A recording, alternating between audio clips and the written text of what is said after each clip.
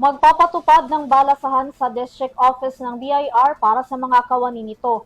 Yan ay matapos madiskubre ng ahensya na may ilan silang opisyal na mapagsamantalang gumagamit ng Letter of Authority.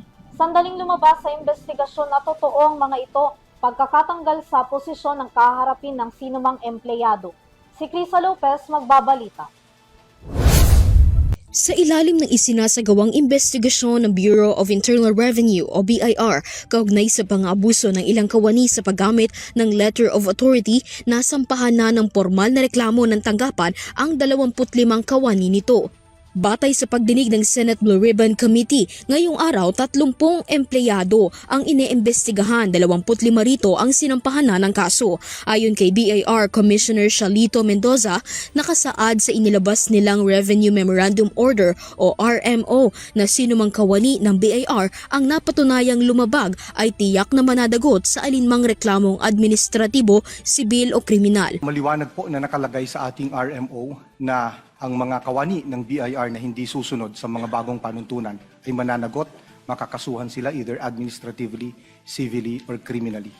But meron din po kami mga ongoing investigations of BIR personnel. As of now ho, meron kaming 30 employees that are undergoing investigation. In fact, yung 25 po sa kanila ay meron ng formal charge.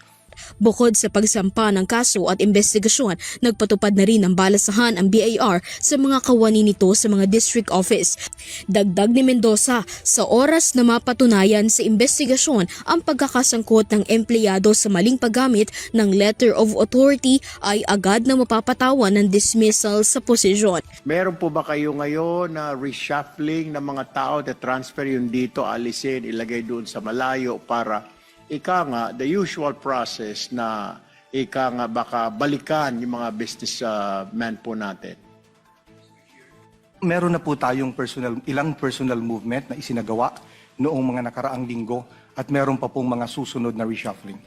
Inuotorisahan ng Letter of Authority ang mga revenue officer na suriin ang books and records ng mga taxpayer. Matatandaan na iniutos ng BIR ang agarang pagpapatigil ng field audits at iba pang kaugnay na operasyon, kabilang na ang issuance ng LOA noong November 2025 sa gitna ng natatanggap na reklamo sa mga negosyante at taxpayer. Ito rin ang nagtulak sa Blue Ribbon Committee na magsimula ng investigasyon sa pang-aabuso ng ilang kawani sa maling paggamit ng LOA noong December 2025. Umaasa naman ang ilang senador, kabilang na si Senator J.V. Ejercito, na magdudulot ang bagong reforma sa BIR ng malaking revenue collection matapos makapagtala ng 200 billion shortfall nitong mga unang buwan.